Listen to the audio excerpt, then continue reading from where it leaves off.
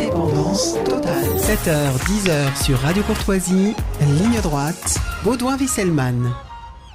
Et Louis Rigaudière nous a rejoint pour cette chronique dans Zone Libre aujourd'hui. Bonjour Baudouin. Oui, bonjour. Il faut que je vous dise bonjour quand même. Voilà, par étape. Vous nous parlez de la politique d'Emmanuel Macron et des risques pour nos libertés publiques. Et oui Baudouin, la semaine dernière se sont produits des événements marquants, parfois inquiétants, sur notre capacité à pouvoir tous ensemble exprimer notre liberté à critiquer le président de la République et l'aspect néfaste de sa politique. Alors si je vous dis tout ça, c'est parce que sur les réseaux sociaux tourne une vidéo d'arrestation au pied de la Tour Eiffel, dans laquelle on aperçoit le pilote David Van Emmelrich, que vous avez reçu dernièrement, Corentin, et que vous, chers auditeurs, avez sans doute aperçu dans le ciel à bord de son ULM, avec une banderole au message clair « Destitution », qui appelle donc à la destitution de Macron par l'intermédiaire des parlementaires et de l'article 68 de la Constitution. Un combat politique qui lui vaut d'être traqué sans relâche par les autorités, en vain, jusqu'à samedi dernier, où l'interpellation sans ménagement était inévitable. Le peuple, c'est le boss, l'employé, c'est Macron. Le peuple, c'est le boss, l'employé, c'est Macron. Destitution! Destitution! Le peuple, c'est le boss, l'employé, c'est Macron. Alors ces interpellations musclées et ce déploiement quasi permanent des forces de l'ordre en toutes circonstances s'accompagnent de lois et de moyens technologiques qui feront partie de notre quotidien, sous couvert bien sûr de sécurité et de tranquillité publique.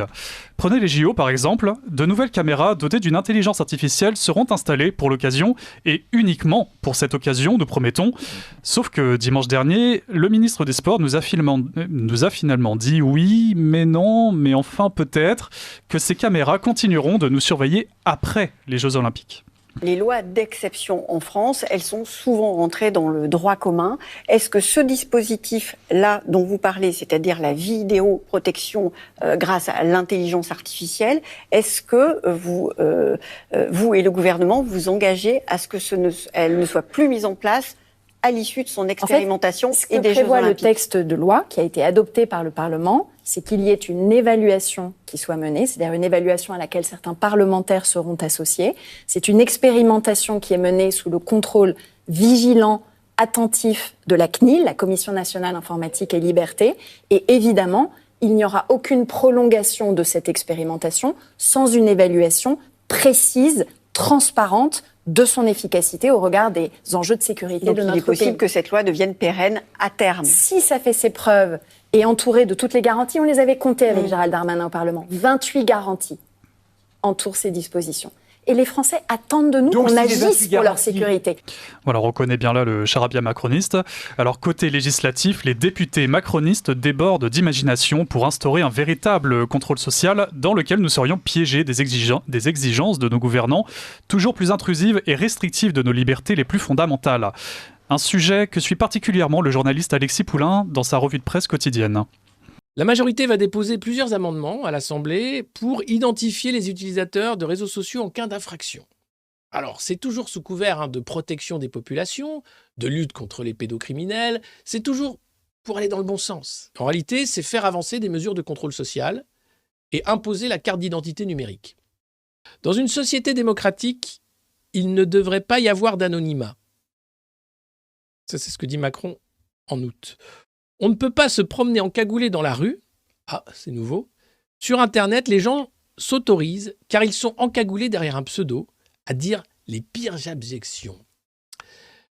Le problème, c'est que le droit à l'anonymat, c'est un droit reconnu de manière internationale par l'ONU, par la Cour de justice de l'Union européenne. C'est donc un des fondements de l'état de droit. Parce qu'une société sans anonymat, une société finalement où tout devrait être transparent pour la plèbe, c'est une société totalitaire. Alors des propos qui rappellent ceux du patron des patrons, le saint Klaus Schwab, qui nous avait déjà averti sur l'avènement prochain de cette société régie par la transparence totale et absolue. Et quel pourrait être le danger si les gens n'ont rien à se reprocher? Non, franchement, il ne faut pas avoir peur. Ce qui est clair dans ce nouveau monde, on doit accepter une transparence, et je dirais même une transparence totale. Tout va être transparent. Et il faut s'habituer, il faut se comporter ainsi. Si on n'a rien à cacher, il ne faut pas avoir peur. Vous dites, on vivra tous dans une sorte de transparence totale, tôt ou tard? Oui, exactement. Et ça a la possibilité de nous faire plus responsables de ce que nous faisons. Et puis, quand tu as parlé de contrôle social, autant aller jusqu'aux puces sous la peau pour être absolument certain d'être pisté 24 heures sur 24 et sans aucun moyen d'y échapper. Là-dessus, on peut dire une nouvelle fois que les complotistes avaient vu juste avant les autres. Mathieu Bock-Côté l'a reconnu lui aussi lors d'une chronique sur CNews. Alors moi j'ai lu l'article de France Info, donc je précise, là, c'est pas je ne sais quel truc périphérique lointain complotiste, France Info quand même, c'est réglo là. Je cite l'article. Les nouvelles puces peuvent désormais gérer, donc des puces de la taille d'un grain de riz sous la peau, peuvent désormais gérer des protocoles de sécurité très pointus. Avant, il s'agissait de simples transpondeurs, comme ceux des badges de parking. Maintenant, on leur a ajouté de l'intelligence et des fonctions de cryptage, ce qui leur permet de remplacer les cartes bancaires, les clés de voiture, les serrures connectées et même un passeport biométrique ou une carte vitale. Alors, je m'excuse, on appelle ça, c'est le passage vers le cyborg. Et là, on dira, mais vous inquiétez de quoi exactement? Mais est-ce qu'on se rend compte le pouvoir de contrôle social et de domestication de l'individu qui accompagne ça? Parce qu'il ne faut pas s'inquiéter, le pouvoir finit toujours par s'emparer, pas par je ne sais quel complot, mais c'est dans sa nature des innovations technologiques pour les mettre à son service.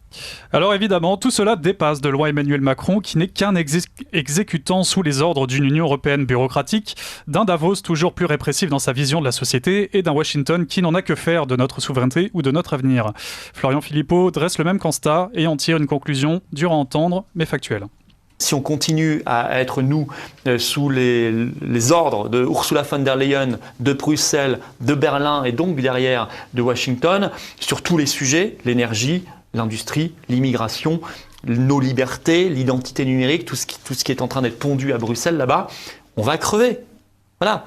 Donc c'est la liberté ou la mort. Alors, la liberté ou la mort, seule notre persévérance à vouloir survivre le déterminera.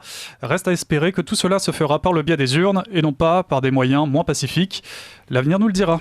Merci beaucoup Louis Rigaudière.